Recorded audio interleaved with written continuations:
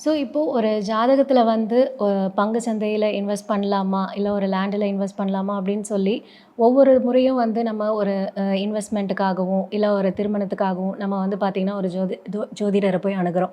So, இதுவே வந்து அந்த ஜோதிடத்த நம்ம கத்துக்கிட்டோம் அப்படின்றபோது, நாமளே வந்து நமக்குண்டான நல்ல தருணம் எது? ஒரு விஷயத்த செய்யறதுக்கு நம்ம சரியான நேரத்த நம்ம சூஸ் பண்றோமா?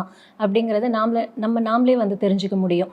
அது அந்த ஜோதிடத்த நீங்க கத்துக்கிறது மூலியமா, வெறும் உங்களுக்கு மட்டும் பயன்படாம, உங்கள சுற்றி இருக்கிற உங்க குடும்பத்தாருக்கும், அதேபோல உங்க நண்பர்களா இருக்கட்டும், உறவினர்களா இருக்கட்டும், எல்லாருக்குமே வந்து பெரிதளவுல பயன்படும். அப்போ அதுக்கு ஒரு கரெக்ட்டா ஒரு நல்ல ஒரு சிறப்பான ஜோதிடம் அப்டின்னா, அந்த ஏஎல்பி ஜோதிடத்த நீங்க அணுகணும் அப்டிங்கிறது தான் நாங்க இங்க சொல்றோம். ஏன் அப்டின்னா, இந்த ஏஎல்பி ஜோதிடம் மூலியமா வந்து நெறைய விஷயங்கள வந்து துல்லியமா சொல்ல முடியும்.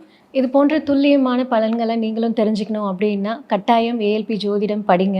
அதேபோல ஒவ்வொரு முறையும் வந்து உங்களுடைய ஜாதகத்துல இருக்கிற நல்லது, கெட்டது எல்லாத்தையும் தெரிஞ்சுக்கிறதுக்கு, ஒவ்வொரு ஜோதிடரையும் நீங்க போய் அணுகுறதுக்கு பதிலா, கண்டிப்பா இந்த ஏஎல்பி ஜோதிடத்த நீங்க படிக்கிறது மூலியமா, உங்களுக்கு உண்டான விஷயங்கள நீங்களே வந்து பார்த்து தெரிஞ்சுக்க முடியும்.